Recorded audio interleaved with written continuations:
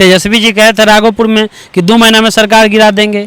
अब भाई वीरेंद्र कहें कि 15 अगस्त के दिन जो है गांधी मैदान में झंडा तेजस्वी यादव फहराएंगे। अगर सरकार तेजस्वी यादव से पूरे 5 साल के कार्यकाल में गिर गया तो मैं राजनीति करना छोड़ दूंगा। सिस्टम करप्ट हो गया है, बिहार चरमरा गया है और नेता गायब है विपक्ष का। अचानक से जागे कहेंगे सरकार गिरा देंगे। कब गिरेगा सरकार? किसके भरोसे गिरेगा सरकार? आपने कई महीनों से सुना होगा तेजस्वी यादव आएंगे दिल्ली से तो सरकार गिर जाएगी, आज गिर जाएगी, कल गिर जाएगी। बचपन में कहानी पढ़ते थे ना, भेड़िया आया भेड़िया आया। कल्चर है कि परिवार का ही लोग नेता बनेगा और मुख्यमंत्री बनेगा, राजा का बेटा राजा बनेगा।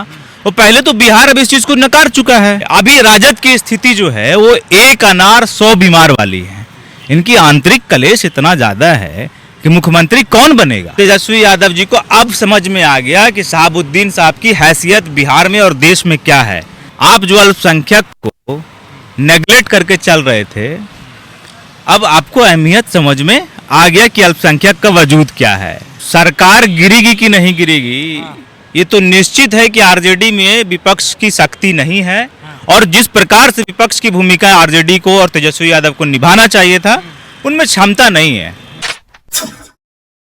आरजेडी के विधायक हैं भाई वीरेंद्र, मनेर से जीत के आए हैं। उन्होंने कहा है कि नीतीश कुमार की सरकार 15 अगस्त तक गिर जाएगी। 15 अगस्त के दिन गांधी मैदान में तेजस्वी यादव झंडा फहराएंगे। हमारे साथ जन अधिकार पार्टी के प्रवक्ता हैं शाहान परवेज जी। 15 अगस्त के दिन बिहार में नया सरकार बनने वाला है, क्या कहना आपका? जाइएगा मिठाई उठाई खाने। देखिए, राष्ट्रीय जनता दल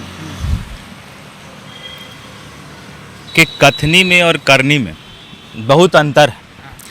अब भाई वीरेंद्र जी वरिष्ठ नेता हैं राजद के, समाज में उनकी एक पहचान है, पकड़ है। इस तरह का बेतुका बयान उनको नहीं देना चाहिए। आपने कई महीनों से सुना होगा तेजस्वी यादव आएंगे दिल्ली से तो सरकार गिर जाएगी, आज गिर जाएगी, कल गिर जाएगी।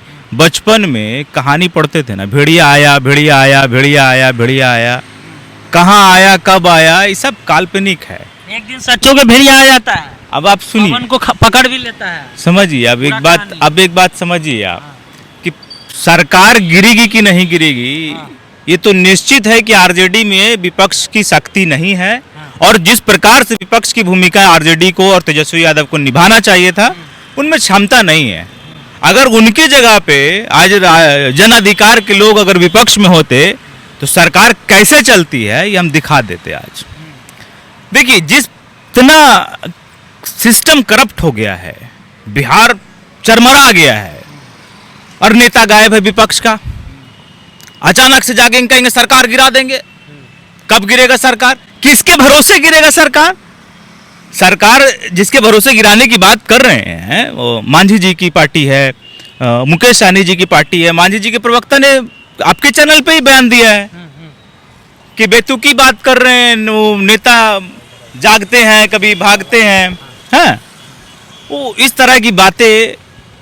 अब राजद खुद बहुत ज्यादा दिन अपनी अस्तित्व बचा पाएगा कि नहीं बचा पाएगा, अब इस पे विचार करना पड़ेगा लोगों को। ठीक है, अभी राजद की स्थिति जो है वो एक अनार 100 बीमार वाली है। इनकी आंतरिक कलेश इतना ज्यादा है कि मुख्यमंत्री कौन बनेगा? तेजस्वी यादव। परिवार में और आदमी नहीं है क्या? और भी तो लोगों की महत्वाकांक्षा होगी ना। समय समय पे दिखता भी आया है। एक तो इनके यहाँ कल्चर है कि परिवार का ही लोग नेता बनेगा और मुख्यमंत्री बनेगा, राजा का बेटा राजा बनेगा। वो पहले तो बिहार अब इस चीज को नकार चुका है। पिछले 15-20 सालों से तो बिहार ने दिखा दिया है ना कि अब राजा का बेटा राजा नहीं बनता है बिहार के अंदर। और अगर बनने की स्थिति भी आ गई तो कौन मुख्यमंत्री का चेहरा होगा? तो इसके बाद हमको लगता है सन्नी जी कि मैं आपको बता देना चाहता हूं कि शायद राजद ही अपनी अस्तित्व न बचा पाए। भाई वीरेंद्र ने कहा है कि हम जो बोलते हैं ना उसमें वजन होता है। ठीक है, तेजस्वी जी कहे थे राघोपुर में कि 2 महीना में सरकार गिरा देंगे। अब भाई वीरेंद्र कहें कि 15 अगस्त के दिन जो है गांधी मैदान में झंडा तेजस्वी यादव फहराएंगे। तो उनके बात का वजन है, उन्होंने ऐसा कहा है। देखिए, उनके बात का वजन कहाँ पे है तो हमको नहीं दिख रहा है। उनके नेता के बात में वजन नहीं है। एक नेता जो आरजेडी का भी सुप्रीम लीडर हैं तेजस्वी यादव जी, उनकी बात का वजन नहीं है यार। आज गिरेगा सरकार, कल गिरेगा सरकार, परसों गिरेगा सरकार, सरकार गिरा देंगे, ये कर देंगे, वो कर देंगे। कहाँ होता है कुछ उनसे? कुछ होता है? कैसे सैनी कह रहे हैं कि हमारे पार्टी को जो तोड़ेगा हम आग लगा देंगे, सन ऑफ मल्लाह हैं हम। मुकेश सहनी भी आखिर एनडीए के बैठक में नहीं ना जा रहे हैं जी? मुकेश सहनी एनडीए के बैठक में नहीं जा रहे हैं तो उसके बाद भी नंबर चाहिए ना। वो नंबर कहाँ है? 123 पे है, 4 हटेगा 119। वो नंबर तेजस्वी यादव से जाइए और उनका इंटरव्यू कीजिए और उनसे पूछिए कि वो नंबर कहाँ है जिसके आधार पर वो कह रहे हैं कि सरकार गिरा देंगे। सरकार गिराने, जब आपको इलेक्शन लड़ना था महाराज, और जब इलेक्शन में आपको मैंडेट क्लियर एंटी इनकम्बेंसी, 15 साल के एंटी इनकम्बेंसी के बाद आपके पास पूरा का पूरा माहौल बना हुआ था, आप सरकार बना लेते ना। अब गिराने की बात क्यों कर रहे हैं? अब आपके हाथ में वो नहीं लगा, अंगूर नहीं मिले तो खट्टे हैं, वो वाली कहानी कर रहे हैं आप सरकार बना लेते ना। 15 साल के एंटी इनकम्बेंसी नीतीश कुमार जी के साथ शासन काल में, और उनके छवि पर सबसे बड़ा खतरा और सबसे धूमिल छवि इस इलेक्शन में था, 2020 के इलेक्शन में। और इतनी बड़ी एंटी इनकम्बेंसी कभी नीतीश कुमार जी के अगेंस्ट में नहीं देखा गया। कह रहे हैं ना कि चोर दरवाजे से सरकार बनी है, जबरदस्ती की सरकार बनी है, बहुमत जो है मिला था। क्यों नहीं गए सुप्रीम कोर्ट? कहने, और अगर कोई संदेह है तो क्यों नहीं गए सुप्रीम कोर्ट? या तो आप जनता की जो मैंडेट दी हुई मैंडेट आप उसका अपमान कर रहे हैं। तेजस्वी यादव जी, आप एक अपोजिशन के लीडर हैं, आप पे इस तरह का भाषा का नहीं अच्छा लगता है। आपने, हमको ने जनता ने रिजेक्ट किया, मैंने स्वीकार किया, मैं जनता की सेवा कर रहा हूं, मगर मैं जनता के मैंडेट का अपमान करूं? और अगर ऐसा कुछ है तो आप जाइए सुप्रीम कोर्ट। क्यों नहीं गए आप सुप्रीम कोर्ट अभी तक? और आप किस आधार पे बोल रहे हैं कि तेजस्वी यादव का जो है जनाधार खत्म होने वाला? आप बात कर रहे थे कुछ दिन पहले शहाबुद्दीन जी के बारे में। आज उनकी पत्नी की तबीयत खराब हुई हिना साहब की, तुरंत वो पारस अस्पताल पहुंचे अपने लाओ लश्कर के साथ। तेजस्वी यादव पहुंचे, उसामा से मिले। जी जी। अब हो गए ना कि अंततः ऊंट पहाड़ के नीचे आ गया। आप जो अल्पसंख्यक को नेगलेक्ट करके चल रहे थे, अब आपको अहमियत समझ में आ गया कि अल्पसंख्यक का वजूद क्या है।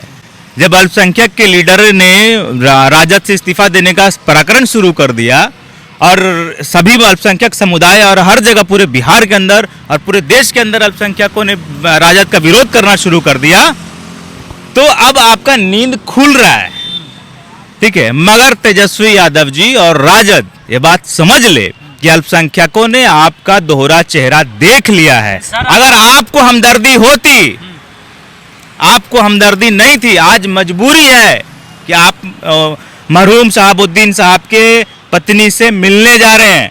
अगर आपको इतनी हमदर्दी होती तो आप मरहूम शहाबुद्दीन साहब के लिए खड़े होते, ना कि पहले उनके पत्नी के लिए खड़े होते। ये आप डैमेज कंट्रोल करने की कोशिश कर रहे हैं। और आपने मंच से स्थापना दिवस के दिन का माई समीकरण की पार्टी नहीं है, A to Z की पार्टी है। आपके पिताजी तो माई समीकरण के नाम पे जीत के आते रहे। कहाँ कौन बोला? कैसे बोला? कभी लालू यादव थोड़ी बोले हैं कि माई समीकरण मेरा है। कौन बोलता था भूरा बाल को छांटना है? वो तो बातें कौन बोलता था भूरा बाल को छांटना है? भूल गए क्या ये सब बात? कोई ऑथेंटिक नहीं ना है बात ही है। से बोला हुआ बात है यार कि 1000 रैलियों में 100 रैलियों में उन्होंने बोला माई समीकरण, माई समीकरण। माई समीकरण कैसे जानता है लोग? माई समीकरण के नाम पे कोई दूसरी और पार्टी लड़ी है क्या कभी? मीडिया का परसेप्शन है। मीडिया का परसेप्शन नहीं है, स्वयं उन्होंने बोल रखा है। और आप कह रहे हैं माई समीकरण नहीं, आपको बोलने की क्या जरूरत पड़ गई? आपने तो मंच से बोला ना कम से कम स्थापना दिवस के दिन कि माई समीकरण नहीं, अब A to Z की पार्टी है। अब A to Z की पार्टी है तो आप अपने पिताजी को पहले समझा लीजिए कि जो भूरा बाल काट रहे थे और छांटने की बात करते थे, वो काटेगा छांटेगा कि नहीं छांटेगा, पहले वो अपना स्टैंड क्लियर कर लीजिए। स्थापना दिवस की बात कर रहे हैं आप? स्थापना दिवस के दिन ही कहा, 1 मिनट, तेजस्वी यादव ने कि पार्टी जब स्थापना हुई तो हमारे साथ मोहम्मद शहाबुद्दीन भी थे, उन्होंने इनका जिक्र किया। और आप कह रहे हैं कि उनका जनाधार खत्म होने वाला है, अल्पसंख्यक। आज जब मोहम्मद शहाबुद्दीन साहब को सदन ने सम्मान दिया तब इनका आंख खुला। सदन में भाजपा तो अभी ना भाजपा की सरकार के द्वारा सदन में सम्मान दिया गया क्योंकि वो सम्मानित नेता हैं। और तेजस्वी यादव जी को अब समझ में आ गया कि शहाबुद्दीन साहब की हैसियत बिहार में और देश में क्या है। अब ये बताइए कि मिठाई खाने जा रहे हैं 15 अगस्त को, जलेबी खाने तेजस्वी यादव झंडा फहराएंगे सर? अगर सरकार तेजस्वी यादव से पूरे 5 साल के कार्यकाल में गिर गया तो मैं राजनीति करना छोड़ दूंगा। ठीक है, तो ये रिकॉर्ड रखिए इस बात को कि अगर पूरे 5 साल में उनसे सरकार गिर गया तो मैं राजनीति से संन्यास ले लूंगा।